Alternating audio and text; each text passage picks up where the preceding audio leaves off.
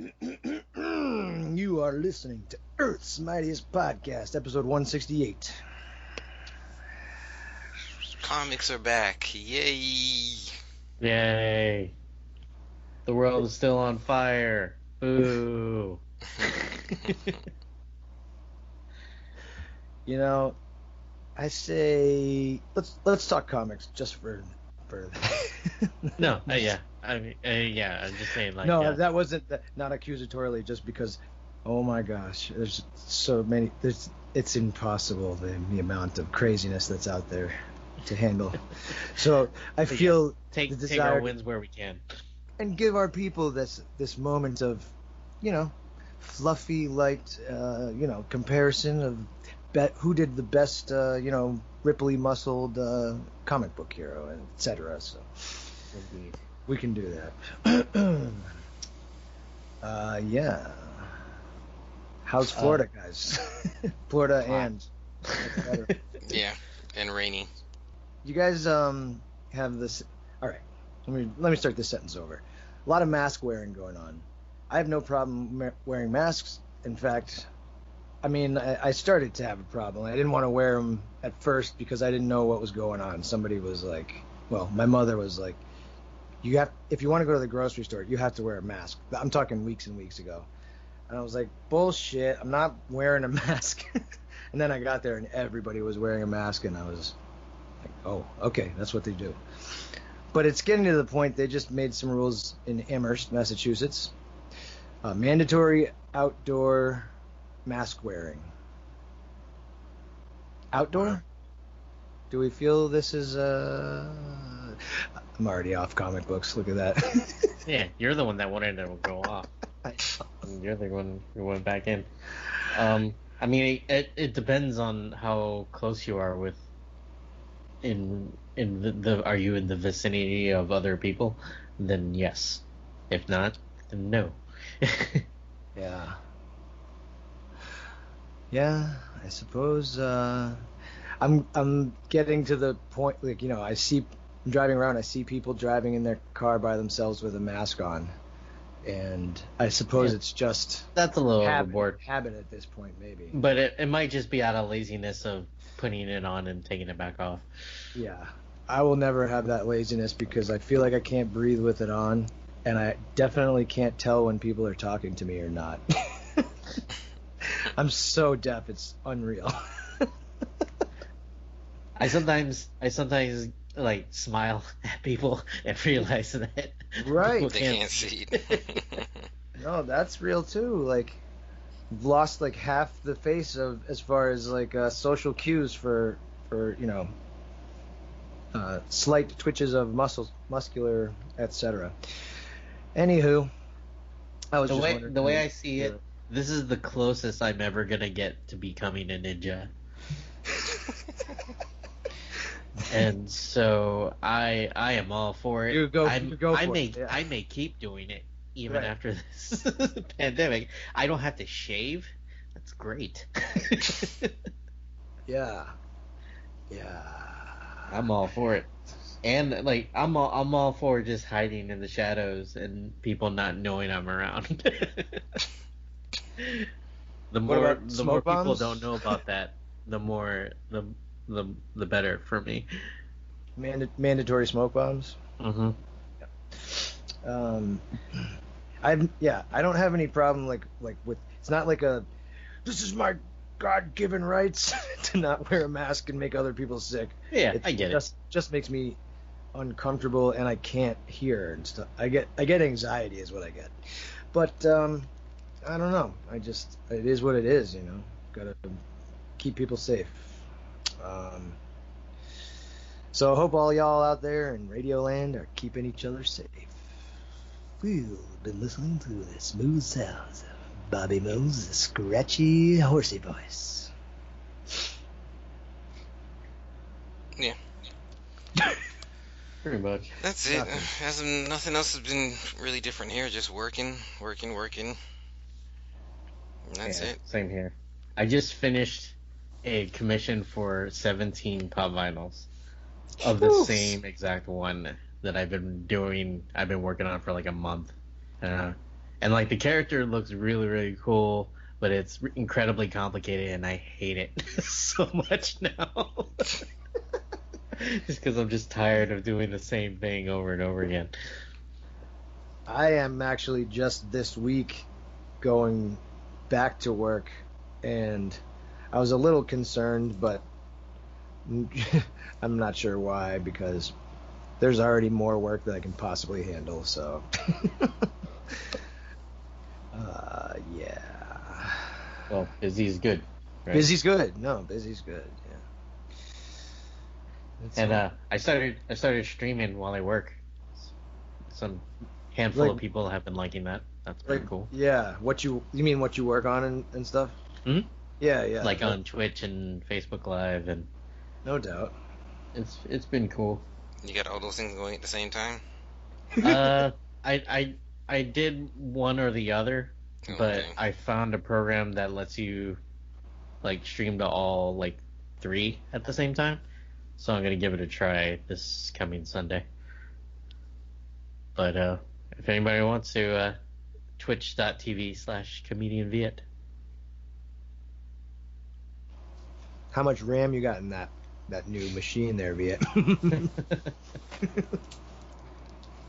What, like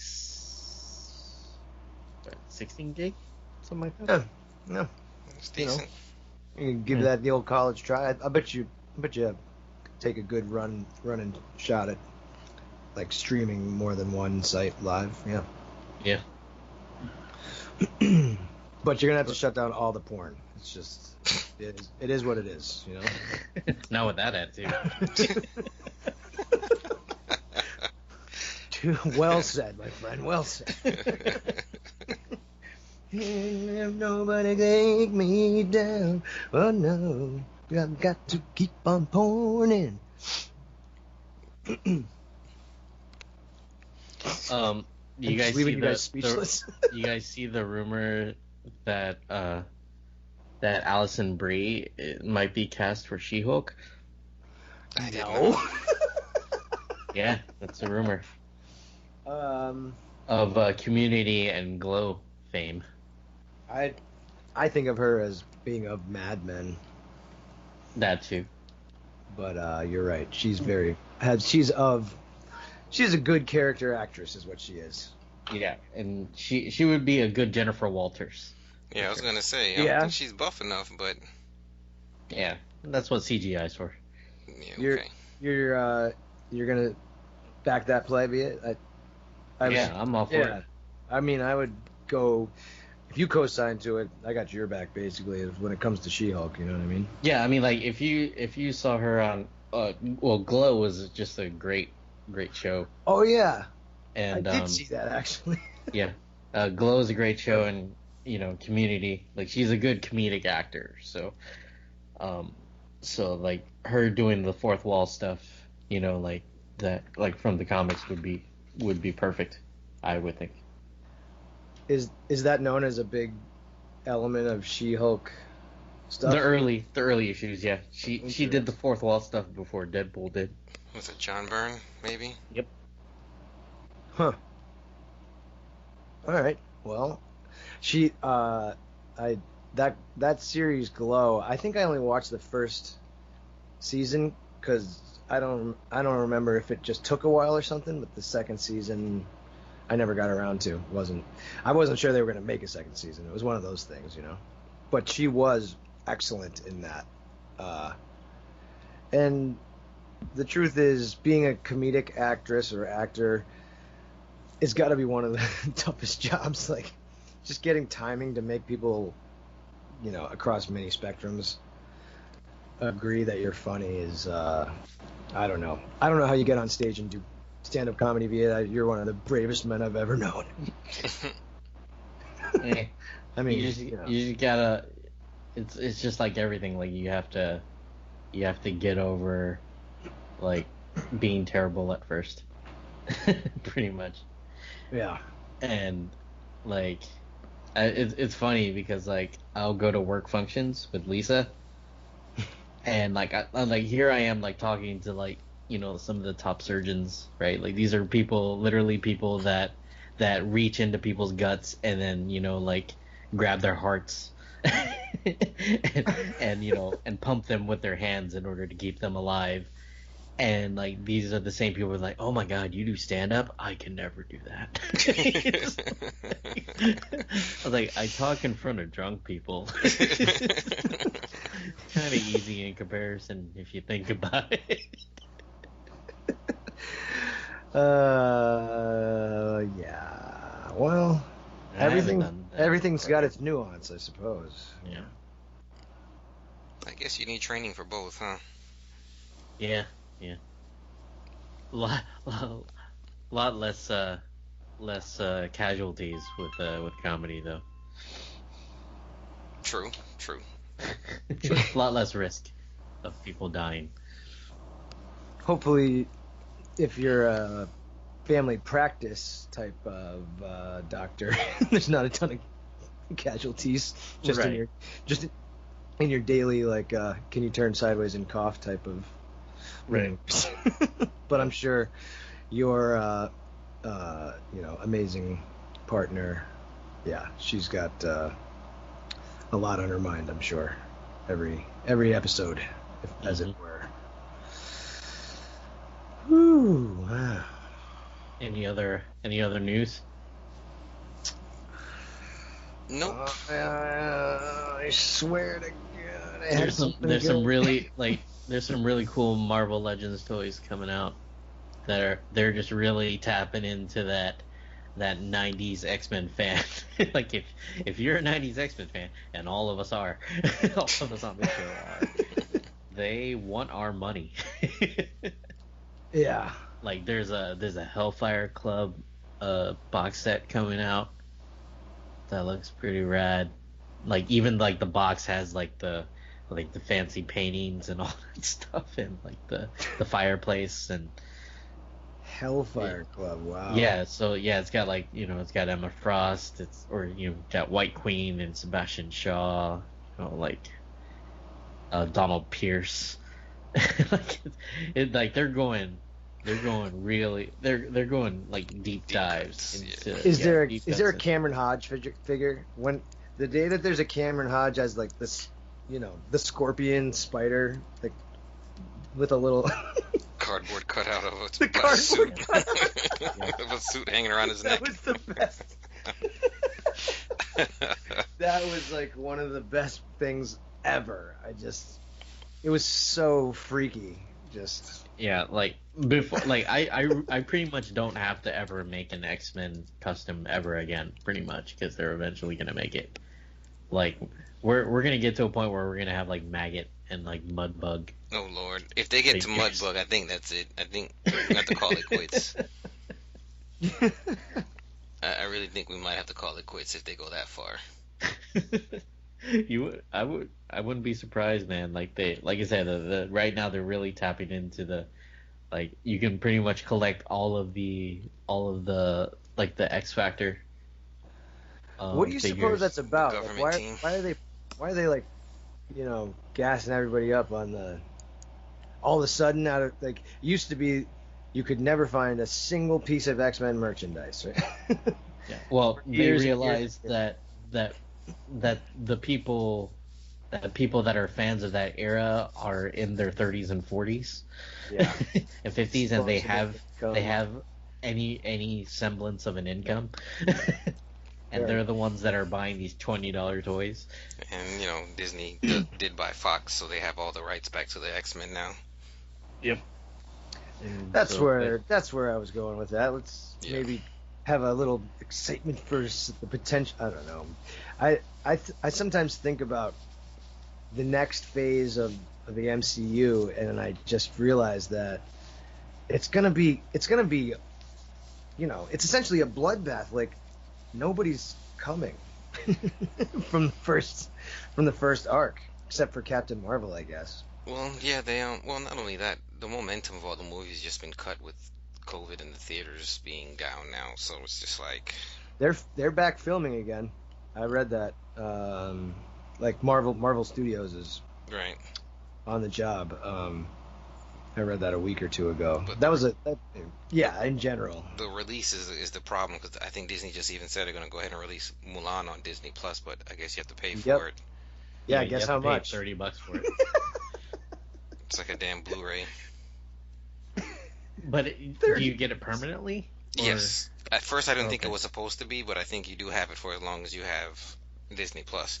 Well, my question is, you pay for it, and how long before it actually gets, released with the regular library? Right. So it's gonna be like a year. I don't think they're gonna keep it off forever. Yeah, and then I mean, like, it sort of makes sense for people that have families, right? Because like you're gonna spend way more than that watching it in the theater. Taking 5 kids. But if it's just like one person, I'm not paying $30 to watch this. I mean, the cool thing is that it has all the extras. It'll have the deleted scenes and all other stuff, which is what I really liked about Disney Plus when they did it. I don't know if they have director's commentaries. I haven't really checked out the movies that much to see, but I mean, if they do that, then hey, it's pretty much like buying the Blu-ray. I don't know. $30 sounds. I guess it has to do with the ephemeral nature of buying a digital download, right? Like, even though the reality is, I don't really look at the backs of DVD covers all the time and need to hold something official or anything like that. You know how I am with my conspiracy theories and stuff. I don't like having merchandise that's completely digital. It's just that easy for them to take it back away from you or something to happen to it. That's fairly tinfoil hat. You're right. I mean, Amazon's done it before. Whatever they give stuff. It, they can take it away. So things leave Netflix all the time. Oh no, that's true. I get, but like, if you've downloaded something onto a hard drive and then you back it up onto a external drive, now you've got an air gap between you and the net. Your money. Well, right. Which is what I do all the time. But the online thing, for you to do digital stuff, you don't necessarily have a digital rights free. Yeah, I get what you're saying. That is definitely true. I think, this whole concept like that. Oh, subscribe and you've got access to all these things in perpetuity. Well, who? When? As long as. Look at digital comics. You pay $3.99 for a digital comic. What happens if Marvel decides they're going to shut down their online thing? You don't have access to those comics anymore. I can't believe they haven't figured that out yet. Like, how to make digital comics be half as much or whatever it is they have to do. They compete with the direct market, and then they're going to piss off all the comic stores. Yeah. It's ridiculous that you have to pay the same amount. I mean, it just maybe they can do it as a consumer. Yeah, it makes no sense. And why does a consumer want to? You know what I mean? Like, you can't explain to a consumer, well, we're the higher up people and we won't make as much money if we do it the other way. Like, I see what you're saying, Corwin. I understand it. It's just very unfortunate.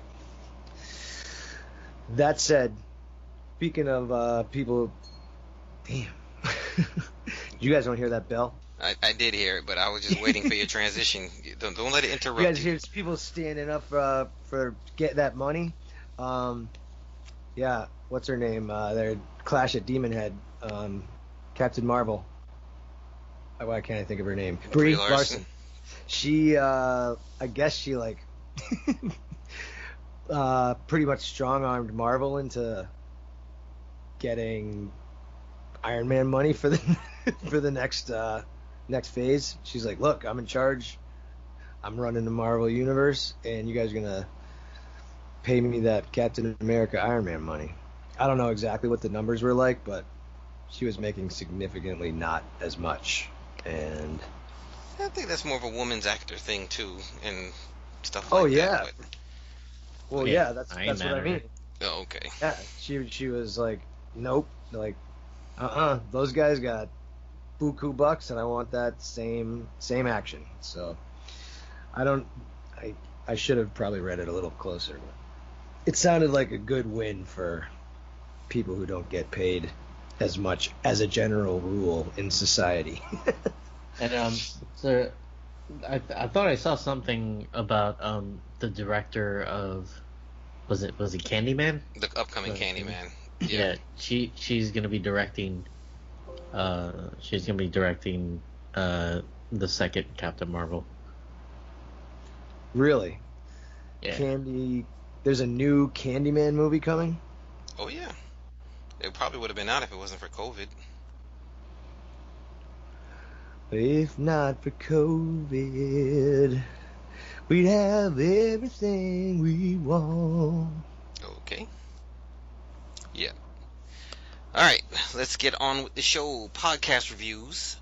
Podcast reviews is the best way to spread the news about Earth's Mightiest Podcast. As we always say, in the ocean of other podcasts, it's a lifeline that draws listeners to us. It's super easy and it's super quick, so just give us a rating on whatever caster that you use. Yeah, or if you want to try to find Bobby, that's another good way. I'm gonna keep going with this. It's might as well. Be a running joke. I think it should be basically the best way to reach me is via iTunes reviews. Yeah, 5-star iTunes review. We won't read anything less. True enough. Don't forget our Patreon page at patreon.com/EMPcast, where you can sign up to help donate to the show, and you get little goodies along the way. Merch, sometimes some comics, a sketch from Alex after a while, and even some custom toys from Viet. So head to the webpage and check it out so you can see exactly what the tiers are, for helping keeping the show afloat. And you get our EMBS episodes early. Oh yes, a month early. Yes. Did this month's episode drop yet? Not into the public. I think it's coming out tomorrow. Oh, okay. Or Friday. August 7th. All right. So we're gonna let Tribe One take it away so we can get on with the show.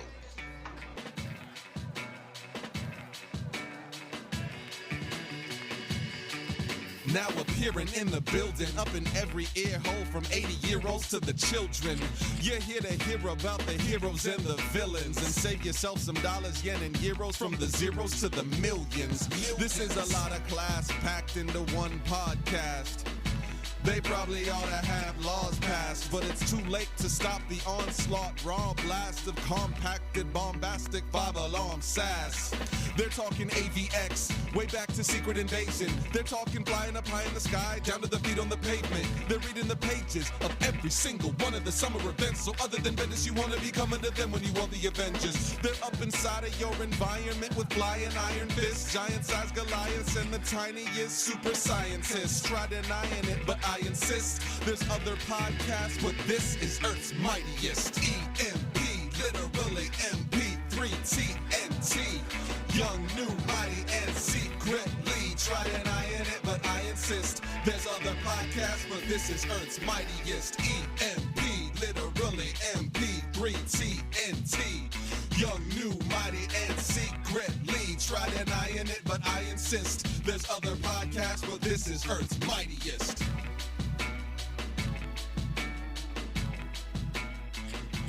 This is Earth's Mightiest Podcast. I am Vietwin, and with me, as always, are Corwin Kroll.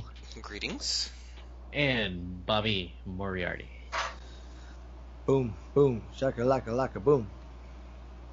We stand strong as your front line to the Avengers titles published by Marvel Comics. We defend you from the bad books and avenge the books you may have missed. Issues will be rated with a system that runs from 1 to 5, 1 being poor, 5 being excellent, and there will be spoilers. There'll be what? There's going to be spoilers. Spoiling. This is going to go bad. It's going to spoil. Yo ass warned. Consider it. Your ass warned? Consider it. Yeah. Okay, Yoda. So, I guess before we get to Empyre, we get to enter the age of Konshu. Who wants to pick that one up? That would be me. All right, we have Avengers number 34, Legacy number 734. Written by Jason Aaron, art by Javier Garron, and colors by Jason Keith. So we start with, this is the Age of Konshu part 2. We start off in Egypt weeks ago, where we see a very pissed off Moon Knight barging into some ruins, wanting to talk to Konshu, and only to find Konshu like kind of in a fetal position. He's not doing very well, and so he's like weak and not doing very well, and saying the world is gonna end and everything. So meanwhile, we jump to present day in Las Vegas, where they go to the Hotel Inferno, and they confront Mephisto, and they basically, Moon Knight straight up murders Mephisto with Mjolnir, impales him with it, and he's dead, but they mentioned that he's not actually dead, but he's gone for a while, and so it's like, yeah, so basically they're doing their thing, and then we jump to 2 weeks later, and whoa, did this escalate quickly. The entire world, the entire world is now run by Konshu into this dystopian future type of ordeal. Unfortunate.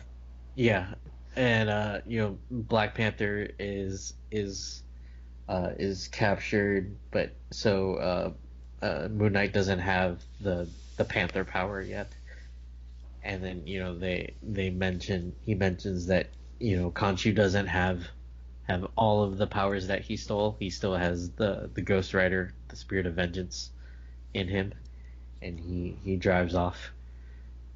And then meanwhile we also see Captain Marvel and Iron Man like fighting off a horde of mummies with the Star Brand baby. Boom bap. Yeah, I forgot they didn't take they're looking for the Star Brand's power too. Yeah. And yeah, I was just like, I was kind of thrown off, like, wow, this again, this escalated quickly. Like, you ain't waste no time. I did not expect this. I had no idea what was coming next after the previous issue. I was not expecting this.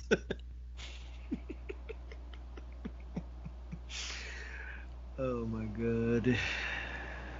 It's a lot. Yeah. Did you see in the page where Black Panther breaks free of his chains? The last panel, there's like all the symbols for the different powers and the ankhs that go with it. So on the wall, there's still the ankh for the Phoenix and the Star Brand and the Black Panther, but all the other ones are being used, or they're gone. I did not notice that.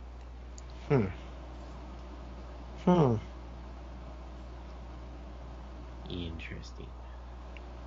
The Sahara Desert is where Tony and Carol. I love how Tony keeps making jokes about being mom and dad, and Carol's like, "We're not a family. If we survive this, I'm going to murder you, Stark." And then the damn baby's playing with his boogers. Yeah. Or her boogers. Who knows?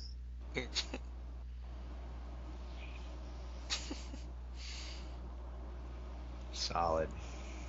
That's exactly what I was For thinking. a little bit, I was thinking Mephisto was pretending to be Konshu. I love how they describe like how Moon Knight was gonna actually try to kill him. So they pretty much eviscerate him using Mjolnir, and then he said he's going to burn the flesh with Ghost Rider's Hellfire, pulverize the ash with Iron Fist, and lace whatever molecules remain with the enchantments of the Sorcerer Supreme, and then use Mjolnir to scatter remains across the cosmos for millions of light years. That'll be the end of Mephisto, and Khonshu's like, it won't. Got him. So, You know it won't. It's pretty awesome. Yeah, and I like how or there was that part where the dialogue between Black Panther and Moon Knight, where it's just like you're essentially trading a devil for another devil. Like, why are you trusting Khonshu? You've got a point there. Yeah. I love Spidey in here too. New York doesn't grovel. You're thinking of Newark.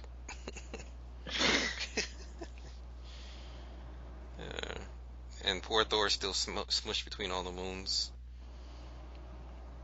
As he says, what does he say? Building pyramids of power at specific points across the globe. It's always filled. It is always night, and the sky is filled with moons, and sometimes muffled thunder. Welcome to the age of Konshu. In the age of Konshu.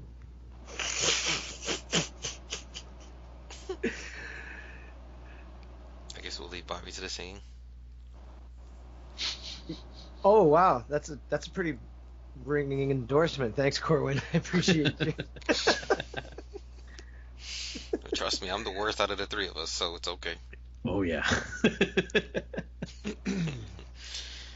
Yeah, I mean, solid stuff. Very fun. Unpredictable. Yeah. And I'm wondering if Khonshu is going to be, I guess he's going to be the main villain through all this. Unpredictable. There's a word. I'm interested in seeing this evil that's supposed to be coming.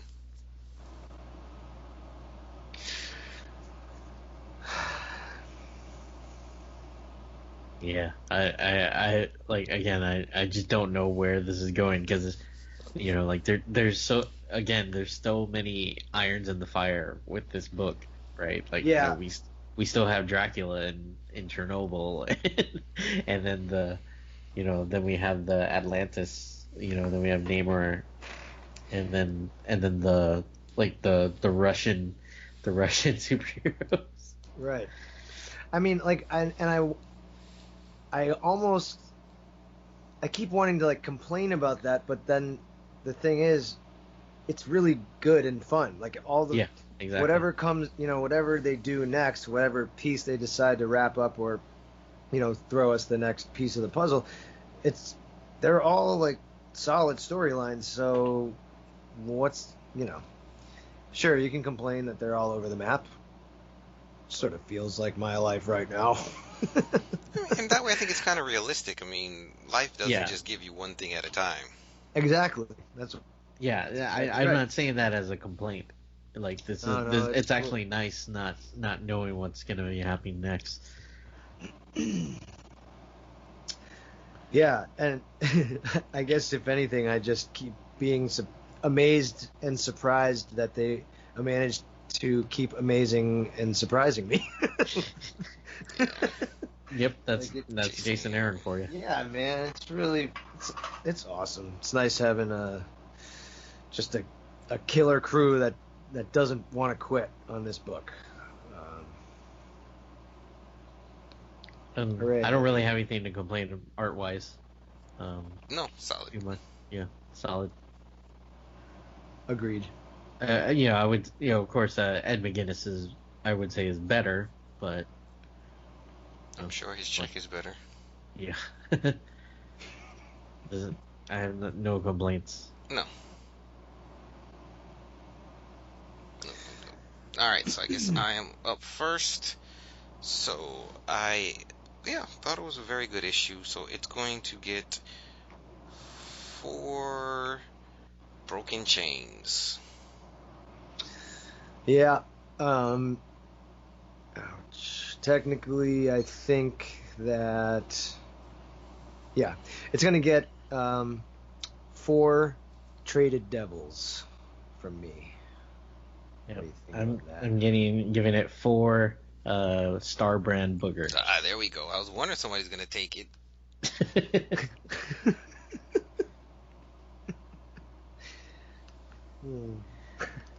All right. Now we're jumping to, before we get into the Empyre with a Y. We have another book. We have Strikeforce number 8. Let's see. Written by Tini Howard, art by Herman Peralta, colors by Guru EFX. And Corin, you might need help. Yeah, you might want to. Like, I read it, but it's like, I don't. Where did we leave off? Where are we going? Yeah, it's been so long since we've covered this book, so it's just like, so there's a war in Svartalheim, between the Dark Elves and like our Strikeforce is kind of in the middle of it. Yeah, they just arrived here since jumping through the portal last issue. Yeah, so they're kind of scattered and have to find their way to the prince. It just kind of gets into the whole, not economy, the whole power struggle is going on since Malekith isn't there. And our heroes need help trying to find the remains of the Black Bifrost. Blech. Yeah. Talk there for a second. All right. Sorry. No. Go ahead. Sorry. Okay, but it is kind of guarded by a spell by the Queens of Hell, Karnilla and Hela, because they're married and they jointly share the throne of Hell since Karnilla saved Balder? Yeah. Took Balder's place. So now Hell has 2 queens instead of a king and a queen. So yeah, the spell the reason why they're guarding it is as a favor to Freya, who Angela ends up confronting, who's of course her mother as well. So we kind of get to know what's going on and how Freya is actually backing Angela to help these people find a home and to be able to use the Black Bifrost. So it just seems like they're really coming to a head. The main villain comes out of the portal now as well, and they're able to save the prince and make it back to Earth. So it's just kind of feels a little hurried along, but I don't think their time in Svartalhelm, however you pronounce it, it didn't really grab me at all. Yeah, agreed. It just wasn't interesting to me. Who's Don Bugini? Is that it? Somebody I should know? Is he in Monster World? Oh. Was he like fighter. The owner? Yeah, the fighter, the manager behind the fights, or whatever it is. Oh, like in the bar from the previous. Oh yeah. Okay. I was gonna say that because it had been so long since I opened a Strikeforce book, and I bet a lot of people out there are thinking the same thing. We could at least give the dramatis personae. Main characters: Blade, Angela, Spectrum, Winter Soldier, Spider-Woman, Wiccan, and Hellstrom, Damon. Honestly, Corwin, that little breakdown was pretty good. To hear you say it, it sounds like this is like the book that's carrying the kind of like the main storyline of the Marvel universe. Like, but no, I wouldn't say that. It's kind of to the side. I'm not saying that it does, but it's like it's got some kind of hefty, like, important parts of the mythology that are being, toyed with here, like Bifrost bridges, and Dark Elves are all pretty main characters in the Marvel pantheon. I mean, yeah, like if you were following War of the Realms, this is definitely there's definitely a lot of direct, ties to that. Yeah, direct kind of continuation. So right. In that sense, it's sort of, I don't know, feels maybe like some of these issues dragged. I remember thinking that this book felt better than it should have when we first started reading it. I'm not sure if that analysis will stand up to going back and hearing what I actually said, but that's what I think I said. It did meander too, jumped into different places and stuff as well. Yeah, well, can't all be Jason Aaron and crew. Yeah. True. I kind of like this art though. Yeah. Herman Peralta is a pretty good artist. Yeah. Nice depth of field. Good stuff. I guess. Sorry. No. Considering Wiccan's in here too, and that Hulkling is, coming to take down Earth or whatever. Yeah. I wonder if there's gonna be any type of collision here with the book that is the main chapter of the Marvel Universe storyline. Now we will get to that momentarily. Indeed. All right, what's your grade for Strikeforce, Corin? I'm going to give it 3 throat slits. Yeah, I'm gonna. You didn't read it. I'm gonna decline to grade it. Thanks, Beat. I thought I was doing pretty good there, pretending. But so I suppose it's really would be dishonest of me to. Yeah, I'm gonna give it also a 3. I don't know, Black Bifrost. Let's go with that. Okay. I wanted so badly to. I'm not gonna do it. For the amount of characters they had on these teams, I think there could have been a bit more focus on some of them. I don't think Hellstrom has really done anything. But anyway. Yeah. All right, we are moving on to the main event, the book that is at the center of everything right now. Pew, pew, pew, pew. We are talking about Avengers, Fantastic Four, Empyre. I don't know why I felt like we covered issue 1 already, but we have not. Empyre number 1, written by Dan Slott and Al Ewing. We covered the Avengers one. Yes. Yeah. Yeah, that's why. We don't have the FF one? Oh, that's an extra quick hits. All right. Yeah. Valero Schiti, my boy, another one of my favorites. Yes. On the art. Marte Garcia on colors, and Joe Carmagna on letters. Nick Bradshaw on the covers definitely don't hurt either. Yeah. And Jim Chung. Actually, Bradshaw's on the variant. What's up? Valero Schiti of what's it called? Fame. Avengers AI. I was thinking of the Nick Fury book with the Caterpillar team. That's Secret Warriors, but no, that's not Schiti. That's wow, I can't believe it. He's working on Marauders. Yeah, it's okay. Damn it. I'll find it. It's late. I forgot his name, but yeah. It's that dude. Alright, so we pick up with the Fantastic Four, who just happen to be accidentally in front of this Kree Skrull army. And they kind of are hailed by... Well, they detach part of the ship and send the kids back to Earth, which is their son and daughter, Franklin and Valeria.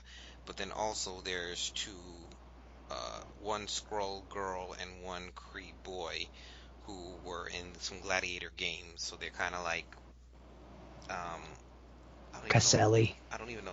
Yeah, Stefano. There we go. These two characters seem to have knowledge of the history of their people. So they're not only children and gladiators that are in constant battle with each other, they carry the history of their respective peoples. So before those kids get sent to Earth, meanwhile, the Fantastic Four are greeted by Hulkling, or Doric the Eighth, as well as his advisors, which I think we said was a Super Skrull. Looked like Super Skrulls. Yeah. And what was her name again? Tanalith? Yeah, Tanalth, I think. Tanalth, who's like a supreme Kree. She's Tanalth, a pursuer. The pursuer. Right. What? Where is Ronan? He's dead. I really lost track of him. Dunzo. I believe that. Yeah, I think came to that conclusion last time. Yeah. Okay. Yeah, I think he. Inhuman stuff. Mm. All right. He ain't around. So Hulkling and of course and the Skrull and Kree are kind of appealing to the Fantastic Four.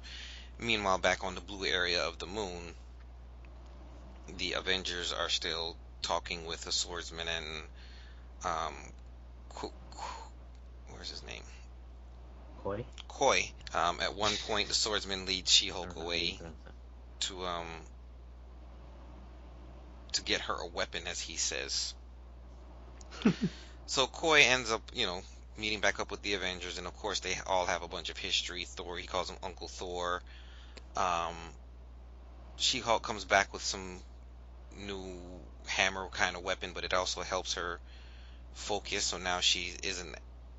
Her personalities are kind of merged. She isn't the slow brute She-Hulk. She kind of has her intelligence back, and she says she feels alive. And Thor doesn't seem too happy about that, which I thought was kind of funny, kind of strange. He's like, good. Darn. She's smarter than me now. I still don't think her costume really works either, but... Yeah, big Barda look. Yeah, pretty much. But even Barda wears, like, armor and stuff. She's in, like, a bikini. Yeah. So the Avengers realize that the Kree Skrull Armada has finally arrived. Iron Man comes up with a plan, of course. Wait, I'm jumping ahead of myself. The Fantastic Four basically try to talk the Hulkling out of attacking the Kutai, and of course, Hulkling is like, you have to trust me on this. I'm in the right here. You don't fully understand what's happening. However, before they can do anything else, Ghost rides a Quinjet. And just don't quit. Yep. And they attack the Kree Skrull Armada. I think the pronunciation of Koi. Yeah, it might. If it's French, it's quoi. Quoi. Like as in je ne sais quoi. All right. I don't know. Je ne sais quoi the fuck is going on right now. Yeah. So we get to see some of the Kree heroes. I don't even have his name handy, but there's like there's a Skrull, there's a Kree hero. He might be Captain something, or I really forgot his name. What is his name? I'm gonna keep it. It's Captain Glory. I'm gonna keep my page on the character sheet for you. I think that's it. I think that's the only ones I really need to know. But Captain Glory seems to be kind of important. He's like almost a replacement for Captain Marvel in the army. He's just a leader to everybody, a general that everybody kind of looks up to. Yep. Tony comes up with this idea of how to stop the Kree Skrull Armada. He attaches something to Thor's Mjolnir, and Thor literally throws it into the main ship, where Hulkling was able to deflect it with his sword, his special sword that he can call out of nowhere to himself. So this attack pretty much disables most of the technology in the ships due to some kind of virus that Iron Man put in there. And then of course Qua is all happy about this because the delay is just what he needed for the flowering as he says, when all illusions fall away, when we rise in all of our splendor and in all of our wrath, let the death blossom bloom. Even on this harsh soil, it magnifies our power and our will to take back the universe that was always ours. For I come not to bring peace, but the sword of my vengeance upon you, to bring punishment for your crimes at last. We are the Avengers now. And spores and plants just start sprouting up all over the different Kree and Skrull ships, destroying things and people. Even got spores growing out of the Thing, which looks pretty horrific since there's blood and vines coming out of his back. So the Kotati are in a straight invasion attack mode. Yeah. And that escalated quickly. Yeah. And basically he's saying on planet Earth, we begin our empire. Insert meme, I think it was from the Captain, where he's like looking at Tom Hanks. He's like, "Look at me. We are the Avengers now." Boy, I totally didn't see that coming with this guy turning bad. Like, what a shock, huh? Yeah, exactly. Yeah, like you just look at the first couple pages and dude looks evil as fuck. I mean, he really does. I mean, but even last issue, it was just like, bro, like, you're not fooling anybody. Exactly. He fooled Iron Man. Right, yeah. I mean, he seemed to have more like tranced Iron Man. Yeah, he was manipulated, for sure. I think, hopefully, that's what we're going to find out. Otherwise, he's going to... Because Tony's kind of at fault here, didn't... Yeah, he delayed the army. I mean, the Avengers basically helped delay the Kree Skrull army from getting there before this blooming happened. Yeah, this is... all that... put aside any type of formula issues, like, it's brutal and like it's intense. It's like, this is really good. I like this a lot. The art is just freaking the art is gorgeous. It's it's got something that's... The character design for like Qua and the Kotati are really cool looking. Like very I guess like Aztec. Yeah. Indigenous kind of design, like space Aztec, almost. Huh. Space Aztec. So sorry. Go ahead, Bobby. I'll get to No, I mean, I'm just kind of like oohing and ahhing still. Me liking. The Kree Skrull Alliance, they have a Kree magician by the name of Mergin. Look at her forehead. Oh, you guys are not reading Spider-Man or Venom. Nope. That symbol she has on her forehead is the symbol Carnage has had for a while. It's the null symbol for the King in Black, the symbiote god. The symbiote god. Symbiote god? Yes. The null symbol, like a null set? No, null is his name. Oh. But that spiral symbol is is his mark. Interesting. So you feel like there's something? Oh, she definitely there? works. Yeah, she definitely is under his thumb or works for him. Her loyalty is definitely not to this team. Wow. So that's something to watch for. Maybe we're gonna get a symbiote invasion to take down the plant peoples. There's so much but the art is awesome, and the costumes for those guys are great, but also like Hulkling's redesign, I think, looks amazing. The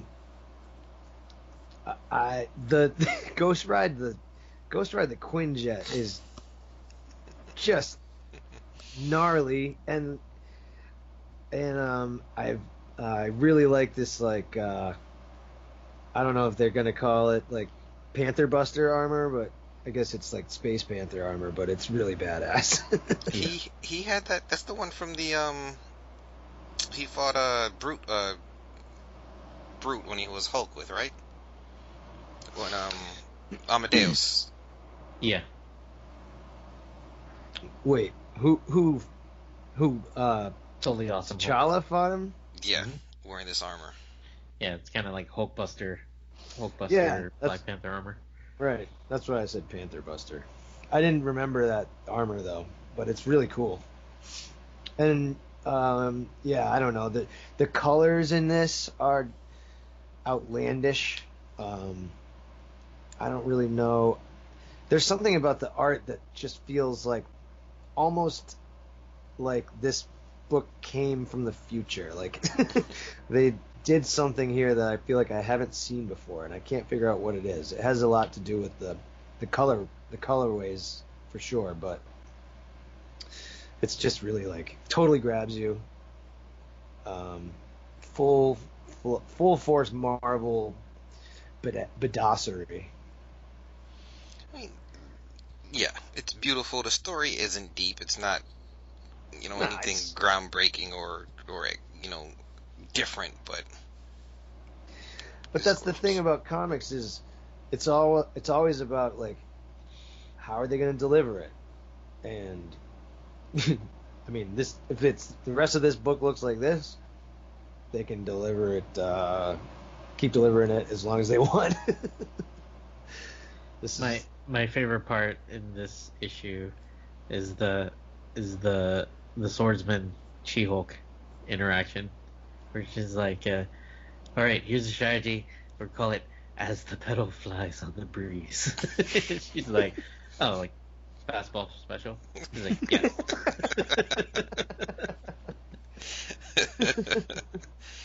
So who is the petal? I'm always a sucker for a fastball special.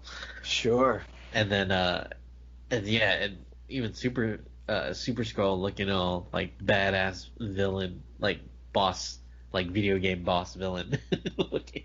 Oh, and he spreads all those arms that were on fire. With those like flaming arms and fists. Like, how are you going to lose like 18 extra guys of trying to finish that boss? You need to put in the Konami cheat code. Yeah, that's usually what happens whenever you beat him, and then you just thought you beat the game, but you didn't. Dr. Wily went to another castle. Yeah.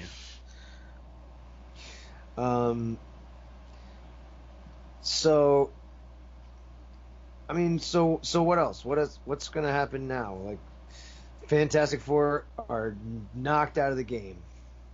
This guy says we are the Avengers now.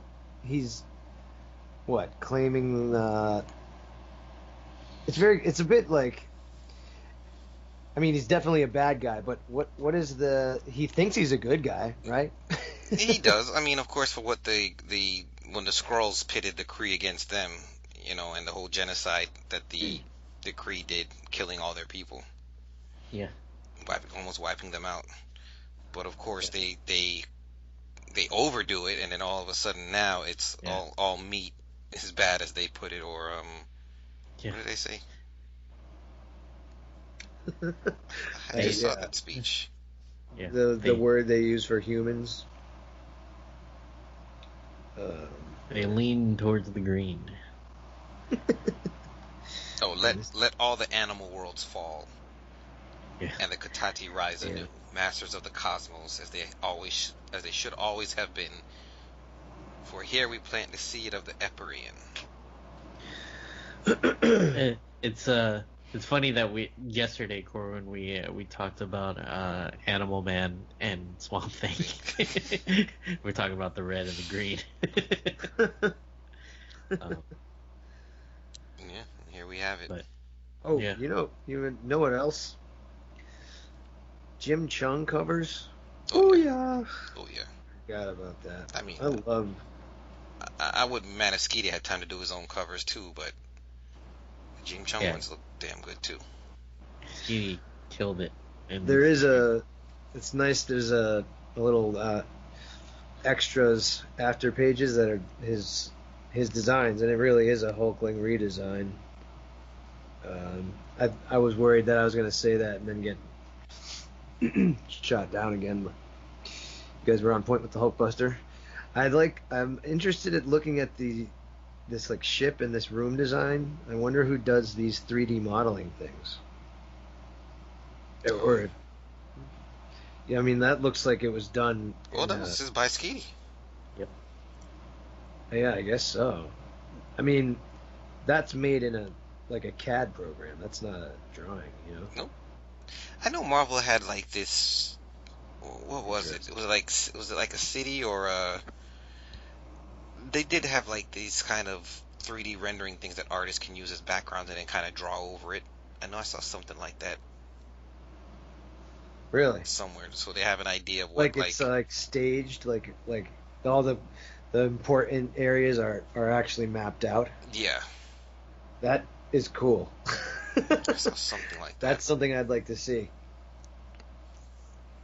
It may have been your boy Diodato though, but you know. You know, could be worse.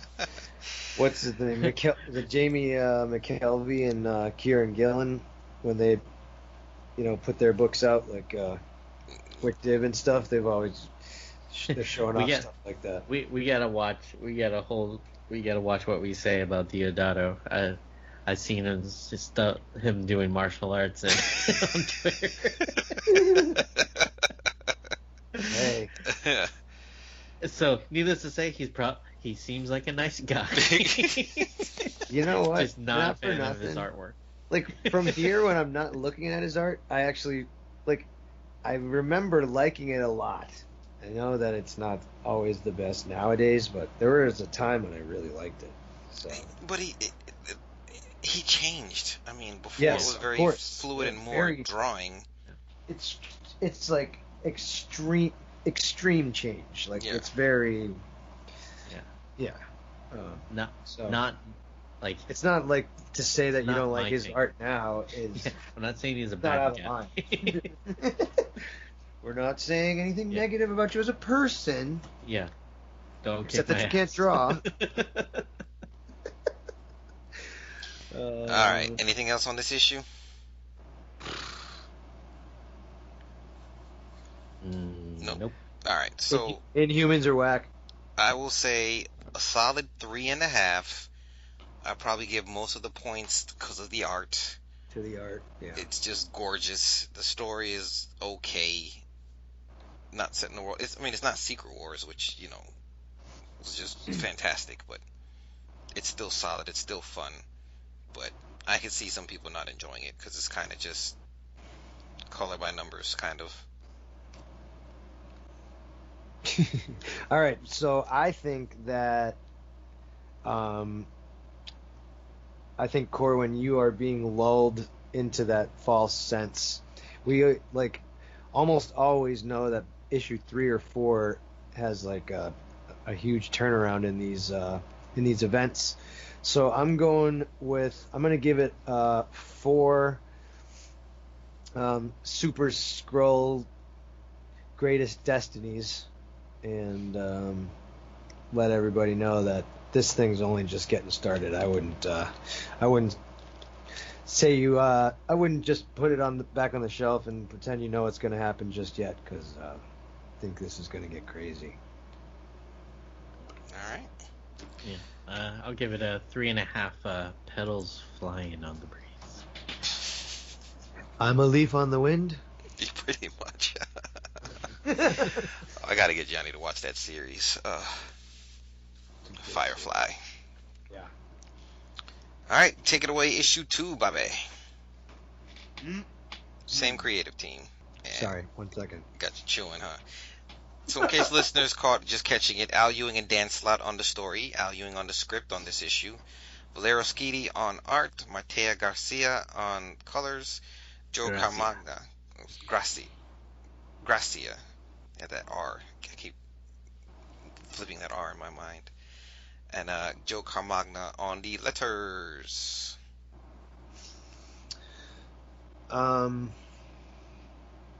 Yeah.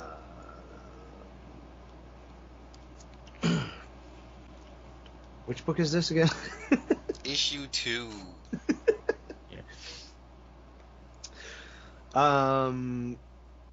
What about it? What happened in it, Bobby? I don't have this book. I don't have it at all. I didn't read it yet. I read the first one. I really liked it. All right. Yeah. So the battle it continues. right? The Avengers are held captive, but they managed to escape thanks to Meow Meow. was it this issue, right? Yeah, that's what happened. They were able to free themselves, and then we see that the Kotati have also have teleporting technology through their plants, and they even make a reference to the X-Men, like the X-Men have that with Krakoa, so that's interesting. Somebody at the beginning of the issue, somebody's on their way hoping that they're not too late, but we don't know who that is. Right. We start seeing some ties into the incoming issue, or incoming #1, right? With the Kree guy and the Kree guy and the Skrull. What are their names? Like Draxon and something. Two enemies that found love with each other. Right. And they remember they died by like a tree growing out of them, like pretty gnarly. They've been behind this, and I was wondering if they were going to make any more reference to Space Rorschach, but they didn't. He was just kind of in the background. And then the issue ends with Captain Marvel being the new accuser.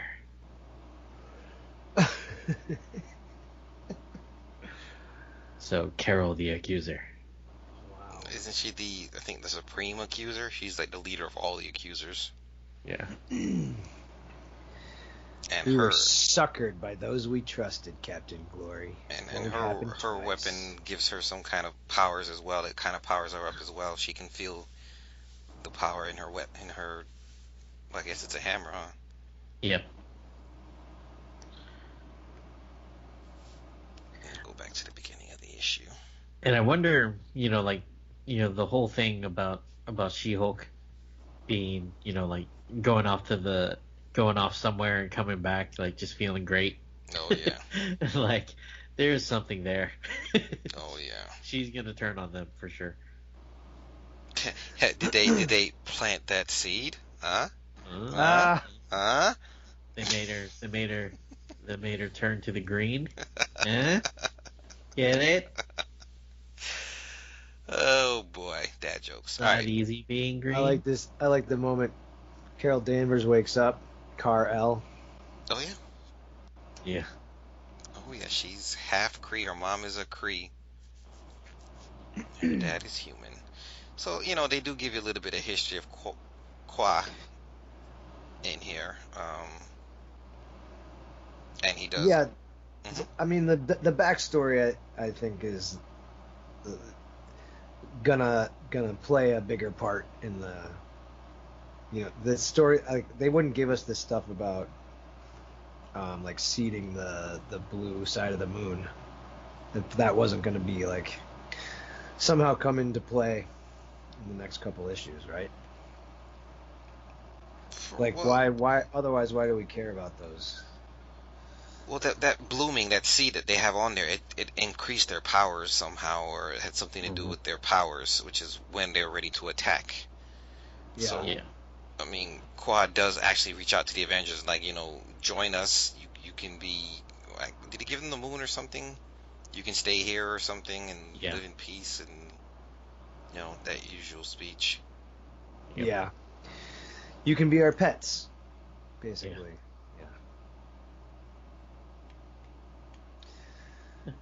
And then, the more I thought about like the whole, the stuff with the moon, and then I was just thinking about Avengers issues where all of the moons are there, and I was like, could that be?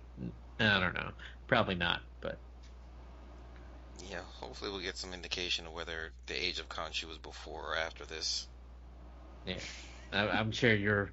The binder, the comic binder in you is really itching to figure that out. Yes. Yeah.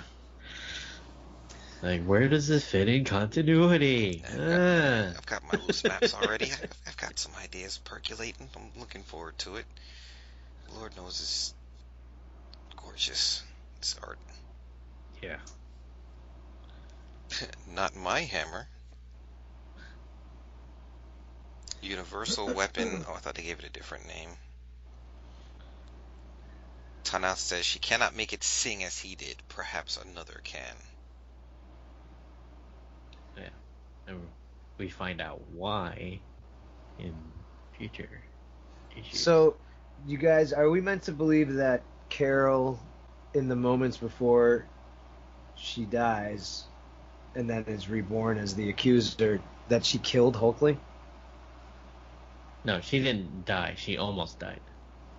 Oh, and then, no, Hulkling is here at the A. Yeah. She absorbs the power from his sword, which is able to kill the Kotati plants. But the whole process stopped her heart. I mean, in fairness, she says, and I'm dead, and then on the next page it says, welcome back to life. I mean, seems like she died to me. Well, Reed says, very nearly, your heart was dangerously arrhythmic. Fortunately, I was able to tune Tanalit's hammer to work as a crude defibrillator. So he's able to jumpstart her heart. That. Yeah. I don't like that. It's Reed. If it was a Kotati, it'd be something different. Or if it was even the Kree or the Skrulls, I'd say so. But it's Mr. Fantastic. Yeah, the most trustworthy guy in the Marvel Universe, right? He's one of the smartest. Yeah. That for sure. They just need some space roundup. Yeah, that's true. So at the very end of the issue, Tanala says, she tells Carol to bring glory to Hala and to Earth as well, should it survive the coming of the Pyre. And then Hulkling's like, what? And Super Skrull's like, the Pyre, my liege, the power and responsibility of the Emperor, the death of a world at your hands. AKA... kill them all. Kill them all. Destroy those... planet killers. Puny humans. And plants. And stuff. And probably everybody. Right? Yes. Oh, Teddy, what are you gonna do? Sword of space. Loving the pace. They're not wasting any time. They're not Good meandering yet. Issue 1 and 2, the pace is just great. They're just clipping along. Even including the flashback, it still feels like it's going the right pace. The art is still like raging, but it's definitely subdued. That first issue was so breakneck. I don't know. I don't know what to think now. Who do you... Well, we've already kind of read ahead, but I had no clue who this person was at the beginning who's coming. Right.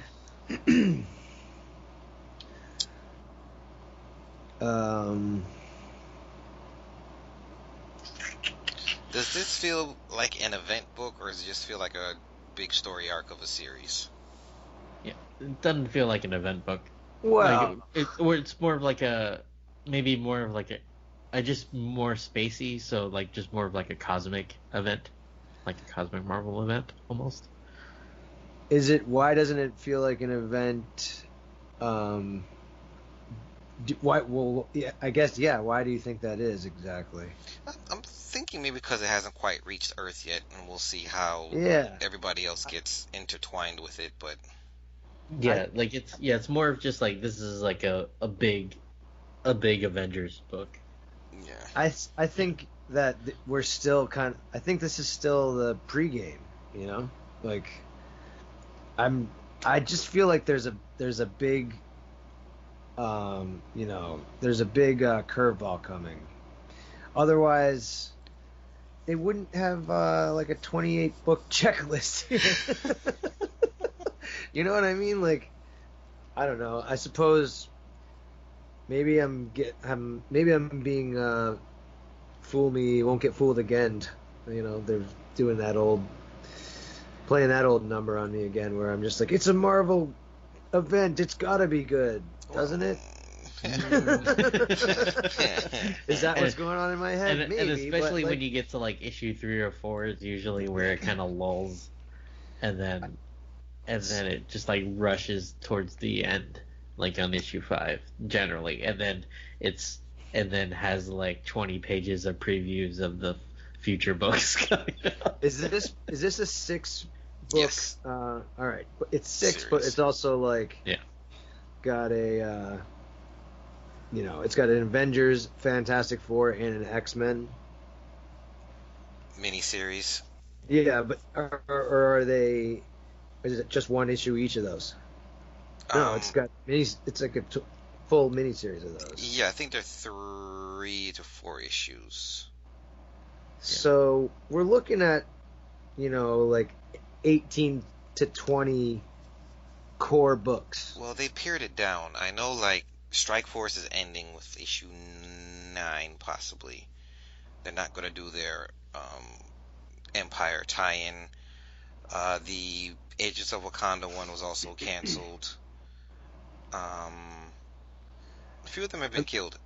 I mean, sorry, I didn't mean to talk over you, but there's a bunch of, if we're to look at the checklist, even taking what you've just said into account, there's like half of these characters haven't shown up yet. We've got the X-Men, Invasion of Wakanda, Empyre, Savage Avengers, let's see, Spider-Man, Squadron Supreme, whoever Storm Ranger is that this guy? Miss Marvel's, I haven't caught up with her, but she got like a new costume that was like it was alive or something, and I don't know if it's on somebody else now or if it just doesn't like her, but no kidding. She has like Storm a Ranger.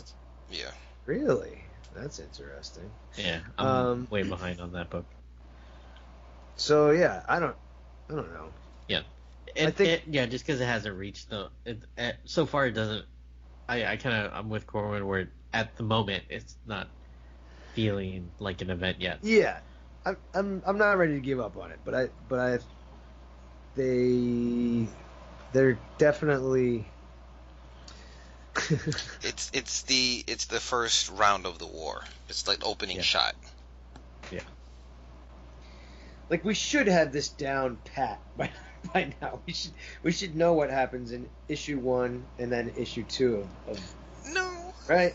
I wouldn't agree with that because like let's say like Civil War. That was straight up felt like an event from the beginning, from the very first issue. While things like who had a slow burn at the very beginning with issue 1? Civil War 2. Secret Invasion. No, Secret Invasion came out swinging, I think. Yeah, probably Civil War 2 if I can remember what the first issue was like. But there's certain, events where it doesn't really get into that high level of enjoyment event territory until the second or third issue. But I think Civil War 2 started with Hawkeye killing Hulk.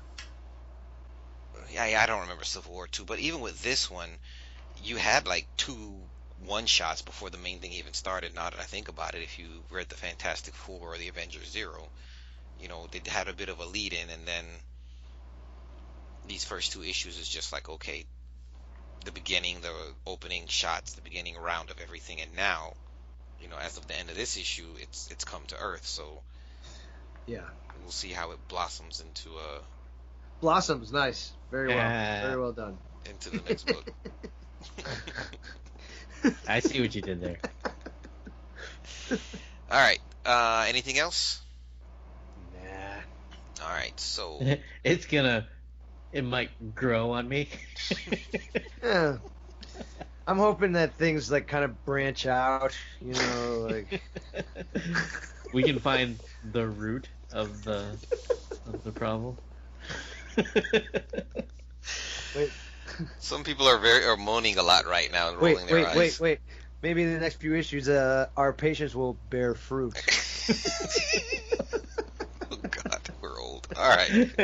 Okay. I would have to agree with you. Okay, it's time to leave. It's time to leave this issue. So, I'm enjoying. It's just, I think also the art. I think the art more than makes up for anything. The story is kind of lacking in its simplicity. You do feel like, Hulkling's two advisors just seem to be evil, or eventually going to turn on him. So there's little things that you can see. Maybe they don't take it the direction, That's right.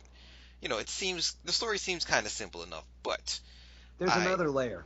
I will give it a solid 3.5 Rise of an Accuser. I will give it. I'll give it 3.5. Kings of Space coming out swinging swords. I was gonna give it a 3.5. Kal-El, the Accuser. Ooh.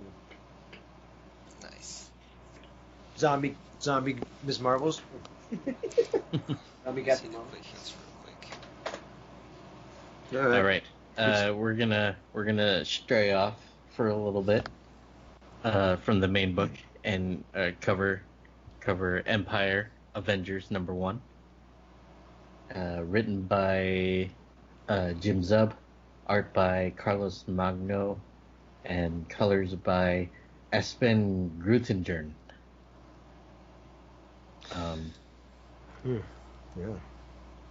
So fairly quickly, we have the Avengers all over the world fighting the Kotati.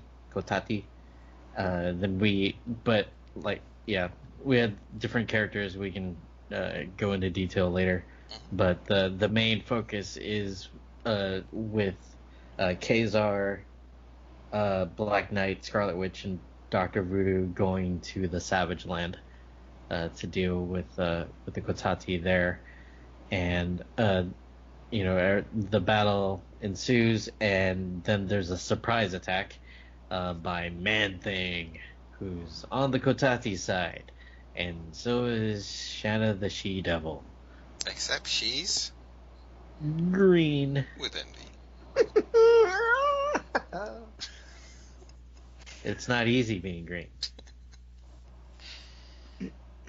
I get the feeling like, I'm wondering if they're supposed to be, if this was maybe supposed to tie into the Agents of Wakanda, or, no, actually, never mind. Let me take that back. Since Kazar is one of those members, I was curious with how they put it all together. This issue here, we do get to see all the different versions of the Kotati. Different species of them, I guess, is the proper term. Yeah. Instead of like hair, they have leaves. Why don't you make like a tree and get the hell out of here? Get the fuck out. Okay, McFly. Wow. Yeah, so we get to see the different species. Some of them are magic users, some of them are just weapon users, and just their overall design with how the leaves kind of cover their bodies as opposed to hair and stuff like that. The art, something about the art bothers me a little bit, and it doesn't happen a lot throughout the issue. Maybe it'll come to me as I skim through it, but something just seems a little off with the art on me. Yeah, certain people, like especially like Wonder Man, like looks like kind of rushed when it comes to like the facial features and things like that, and like we haven't been fans of Savage Avengers. Like when, like, was his brother Voodoo turned into an old man? Since, yeah. Or is he just drawn that way? I think he's just drawn that way, but I could be wrong.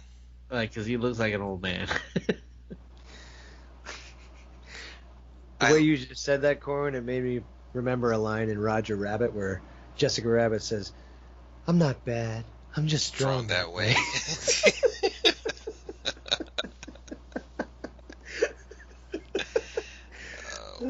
Good stuff.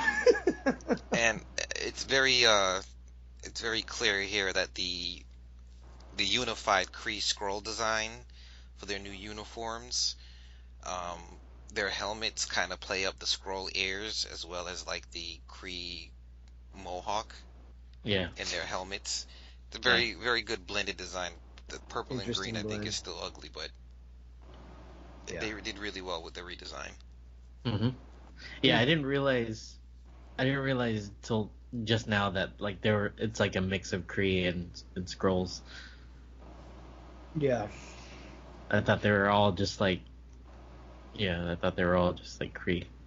Or purple and green is sort of like the internationally known color combination for super villain.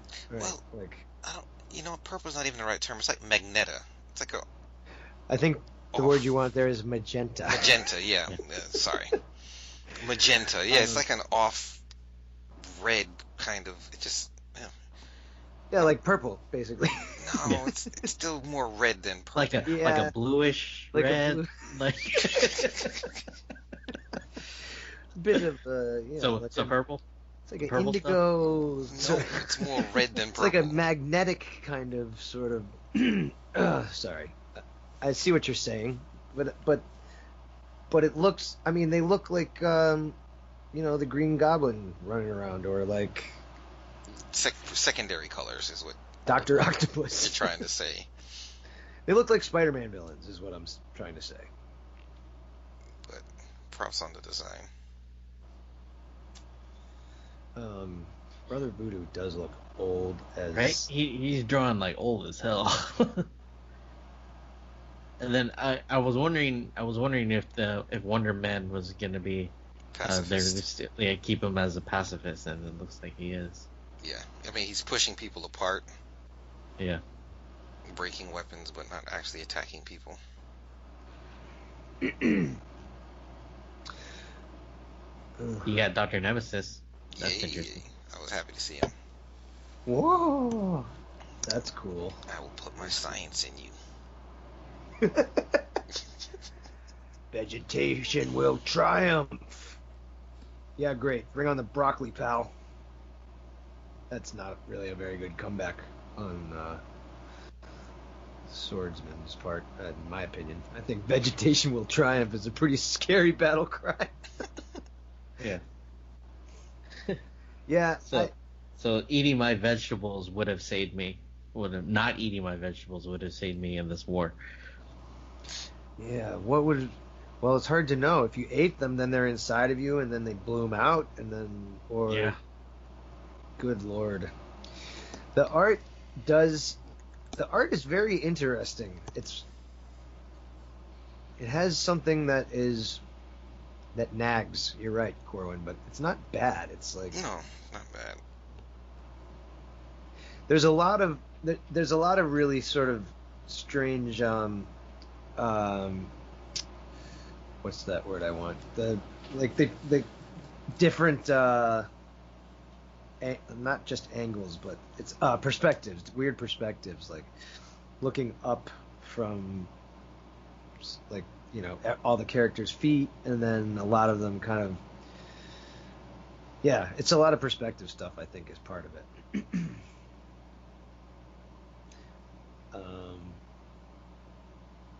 It's not really going anywhere. Didn't think it was really gonna. Yeah. Fighty. Yeah. Not. It's the tie-in book, right? So. Right. But. Yeah. It's interesting that Man Thing. Sorry. Yeah, Man Thing is, I guess, final or somebody on the Marvel hero side, or have joined the Katati. Well, considering that Man Thing was last seen, chilling with Ghost Rider, right? I had lost track. Well, that Boy Thing or whatever. Yeah, that he was with Blade, I thought. Yeah, Blade. Yeah. With the Avengers in any event. Right. And now he's like, Nope. Green. Be with my plant people. It's not easy being green. I wonder where Groot would be on this. Ooh. And Krakoa. We still haven't figured that out yet. Oh yeah, well, there is X-Men tie-in books, so I think that we'll reach that eventually. I'm assuming we'll cover that in EMX. Yeah. I think it still stands separate enough. And I didn't know Juan Velasco died. I didn't either. So, yeah. He was so good. I didn't even know Denny O'Neil died. Oh yeah. Sad. Anyways, but what so it goes. Would you guys grade this issue? This gets 3 quick as lightning. Just as a note aside, I like, Corwin, your new interpretation of the alphabet where the C comes before the B. That you've been doing all night. I just wanted to tell you, I support it. I'm gonna support you. I'm gonna give it 3 dangling man thing tendrils. Yeah, so that's what it gets. Yeah, give it a 3. Shanna the Green Devil. Nice. All right. Well. So yeah. Let me look at the list. What do we got next? Empyre number 3. We are 3 issues in 1 month of a 6-issue event. Yeah. Not wasting any time at all. Alright. Well, I suppose we better say that the story is by Al Ewing and Dan Slott. With artist Valero Schiti, script by Al Ewing, color artist Marte Gracia. That's probably important. But I think before anything else, it's important to note Tony is wearing a T-shirt that says 1.21 gigawatts. And that is a reference to? We already, I think, touched on it this episode of Back to the Future. There you go. This is heavy, Doc. McFly. But, people may not catch it. Yeah, fair enough. Alright. So we open on Earth where the Kotati are invading and just attacking the general mass. People are trying to escape. We see the Eiffel Tower covered in plants. And Avengers Mountain, Tony's feeling like a jerk because he just felt like he got suckered into everything. Which, he did, but hey. Yep. So he's feeling sorry for himself. Him and Reed are there. And he's just trying to help think of a way out of this thing. And, Reed is kind of sad that he couldn't really figure out how to get Tony out of his funk.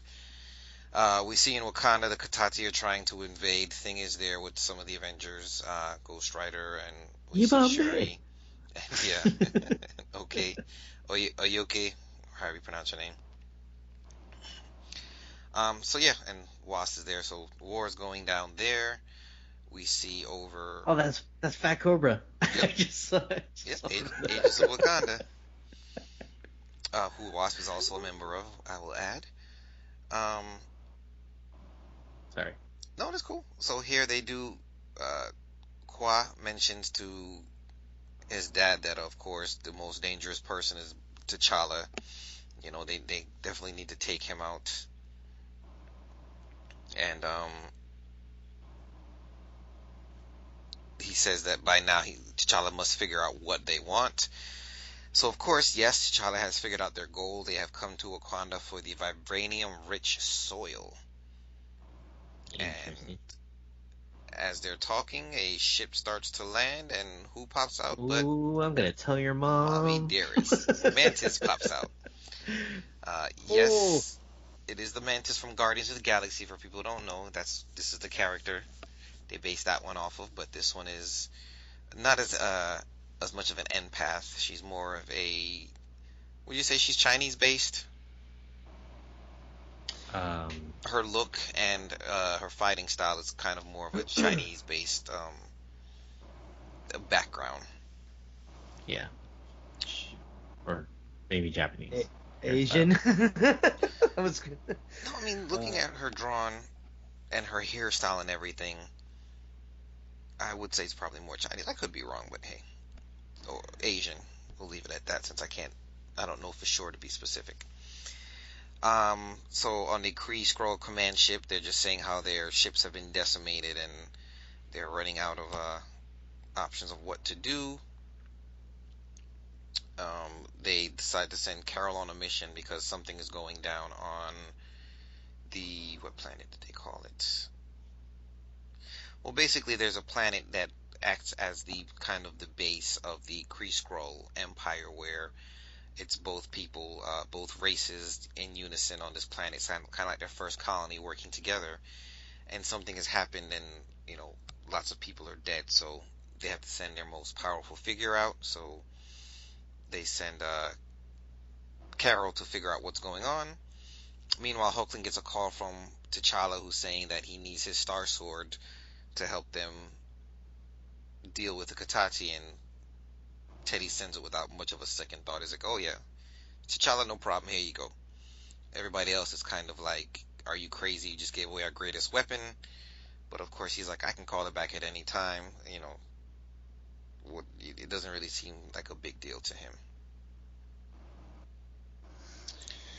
So then they talk about the prior weapon that they have, Death of a World, where it actually destroys a star in a system. It's a star destroyer, basically. And that they plan on using it on the sun to keep the Katati from gaining a foothold of power with the Earth. So Tanalith ends up walking away, and Captain Glory, did I get it right this time? I think so. Yep. That's it. Yeah. Captain Glory kind of confronts her away from everybody else, and he says, I've fought the Skrulls long enough to recognize one. He says, I recognize you're a Skrull. How long have you been here?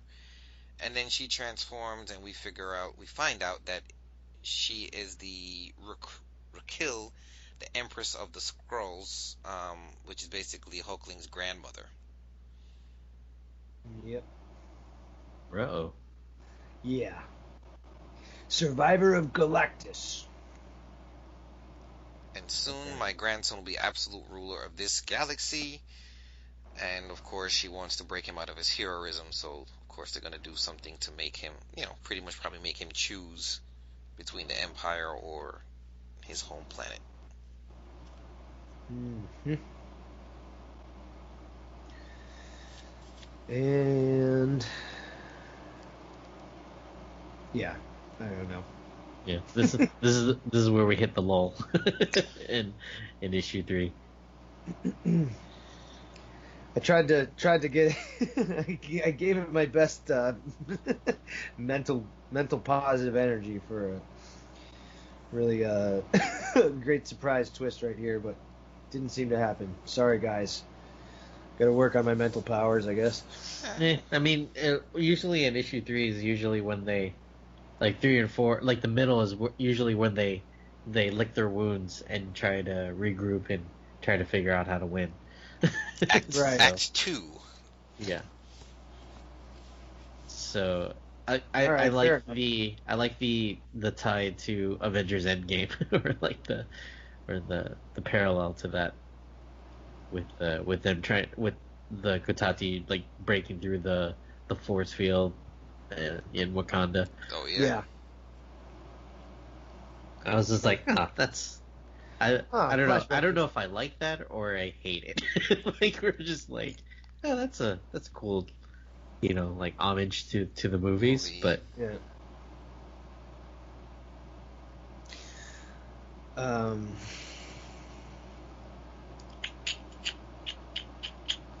Carol Danvers is a scary accuser. She's green. She's green. Yeah, she changed her uniform color. I mean, it's just scary to see her go all out Kree. But there's one thing with her: she's always been a soldier. I mean, that's kind of her thing, which is why she fell in love with Rhodey, and them two kind of have their romance going on.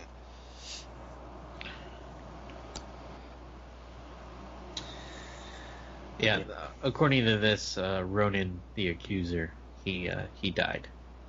Did he say in what? But he died standing with the Utopian faction, our enemies. That's what Captain Glory said to Tunnel. I'm pretty certain that's in like the Death of the Inhuman stuff, where those I don't remember what he's called or what his name is, but it's like a different faction of the Kree came and tried to take the Inhumans back to use them, and they tied it in with a bunch of other things, including Captain Marvel too. That story arc where she had to take down the Avengers. Mm-hmm. Mm-hmm. Alright. I got nothing else. It still is a gorgeous book. They do spend a lot of time talking in this issue, for sure, but that's kind of, the regrouping phase of the story. The regrouping. It's cool. It's gonna get 3 glorious captains. Going out of order, but it's okay.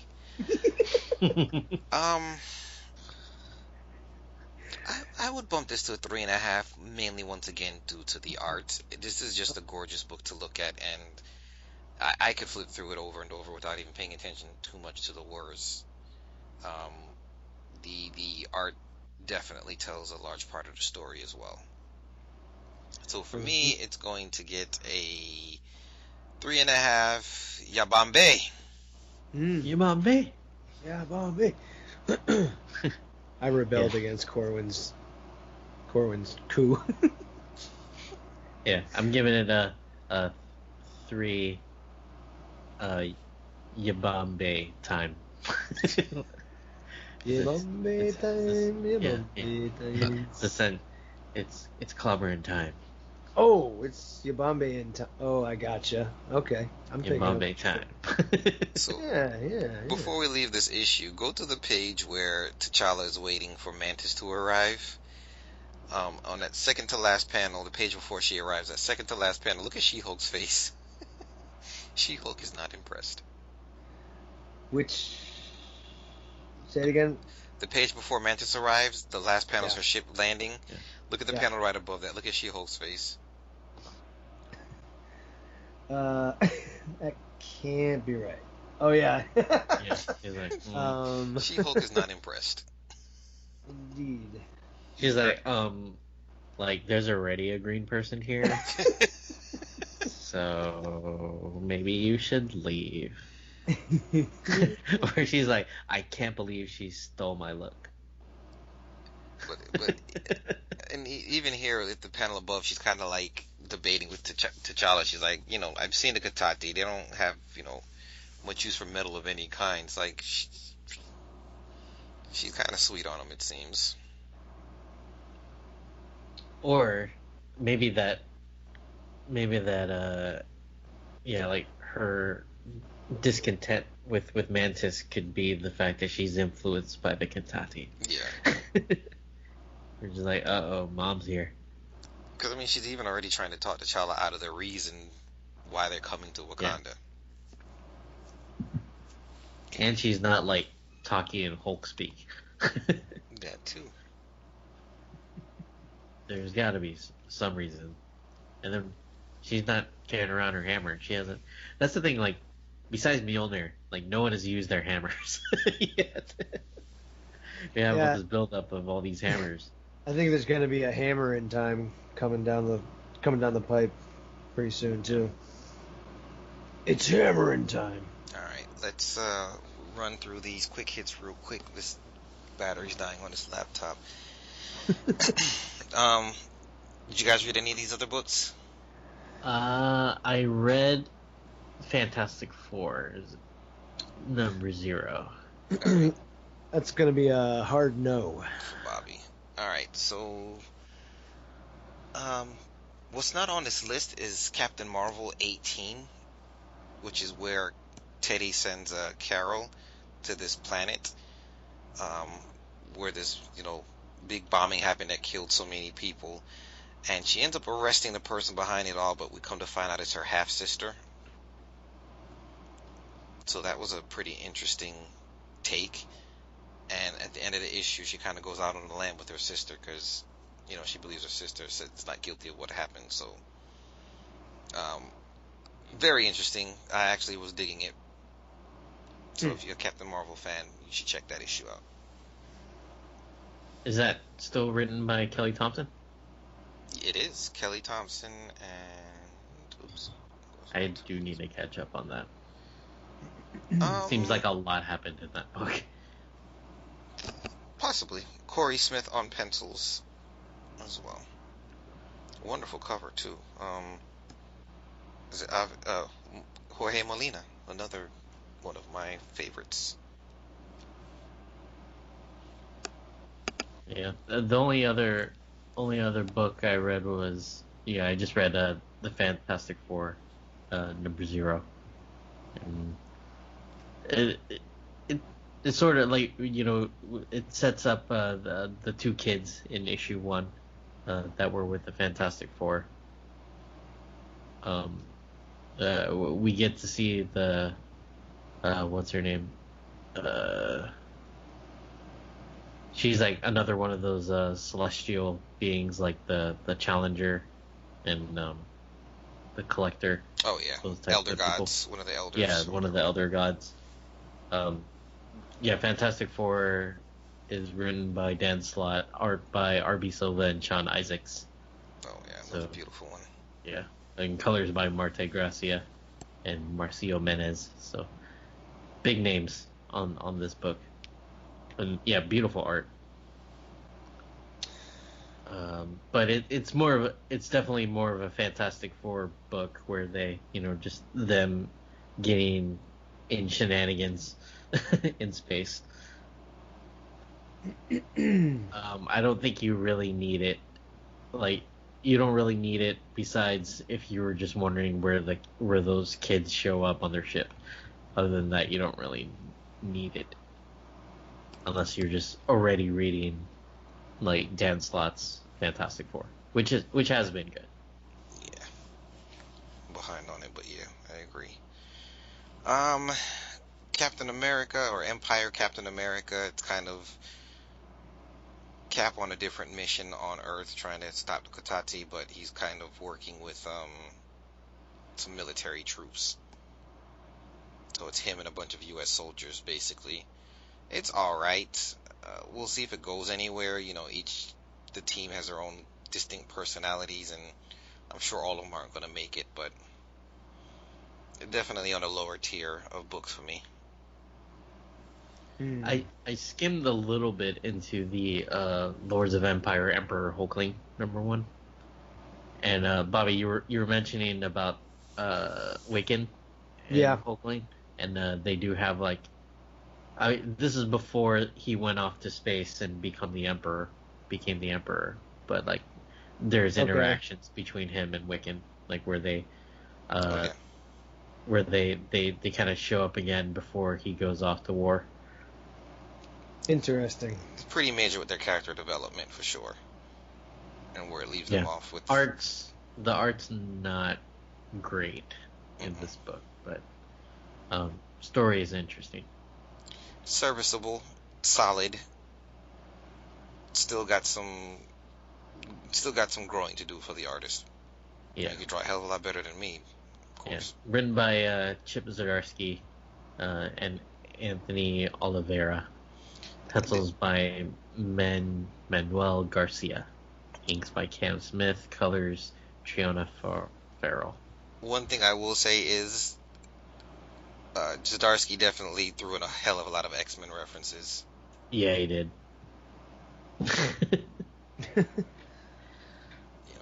Yeah, Chip Zdarsky's he's got the humor down.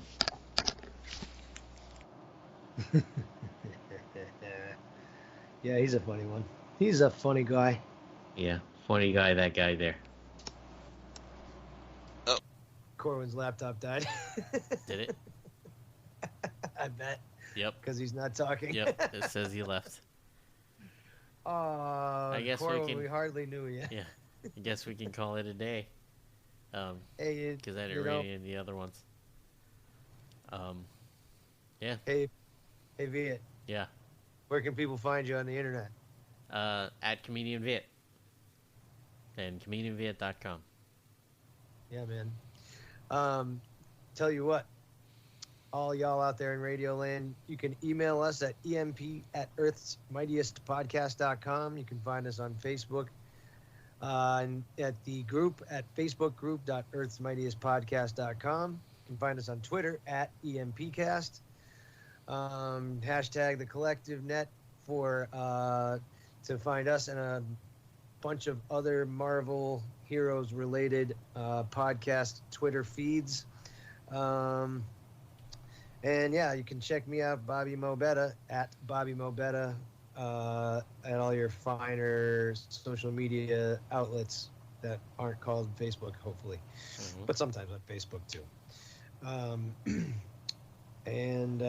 Yeah, we've got, we're also proud members of a comics podcast network, which you can find at comicspodcast.com. Next week, we're going to, in a little bit, yeah. We'll find out if Empyre really pulls it together and gives us something that really makes us burn. That's the Pyre reference. I should have gone back with the plants. Stuck with the plants, man. Yeah, that wasn't working at all. Be it. It's always a pleasure, man. Yeah, man. Special thanks to Tribe One for our theme song. Check out his site, tribe1.bandcamp.com. And also check out his single on malibusharkattack.bandcamp.com. So that one's a good one. Very hits you in the feels, as the kids might say still. I don't know. Yeah. No. With that being said, wear your masks, wash your hands. Wear those masks, wash them hands, stay safe, stay home if you can, and stay frosty. Everybody out in Radio Land, good night. Bye-bye.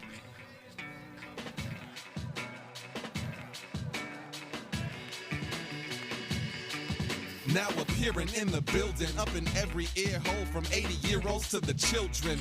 You're here to hear about the heroes and the villains, and save yourself some dollars, yen, and euros from the zeros to the millions. This is a lot of class packed into one podcast. They probably ought to have laws passed, but it's too late to stop the onslaught. Raw blast of compacted, bombastic, five-alarm sass. They're talking AVX, way back to Secret Invasion. They're talking flying up high in the sky, down to the feet on the pavement. They're reading the pages of every single one of the summer events. So other than Bendis, you want to be coming to them when you want the Avengers. They're up inside of your environment with flying iron fists, giant-sized Goliaths, and the tiniest super scientists. Try denying it, but I insist. There's other podcasts, but this is Earth's mightiest. EMP, literally MP3TNT. Young, new, mighty, and secretly. Try denying it, but I insist. There's other podcasts, but this is Earth's mightiest. EMP, literally MP3TNT. Young, new, mighty, and secretly. Try denying it, but I insist. There's other podcasts, but this is Earth's mightiest.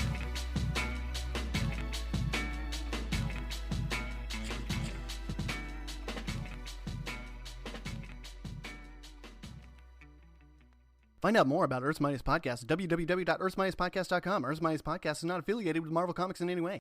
Plot synopses may not be accurate. No similarities between names, characters, persons, aliens, ghosts, dimensional entities, and/or institutions in this podcast are intended with those of any living, disembodied, dead, or undead person or institution. Any such similarity which may exist in this or any other universe, dimension, or altered timeline is purely, though probably not a coincidence. Earth's Mightiest Podcast is not responsible for any injuries, death, banishment to other dimensions, bodily or mental transformation due to sorcery, unplanned ingestion, or cybernetic implants, or babies conceived while listening to this podcast. We do not have anything worth suing us over. Thank you.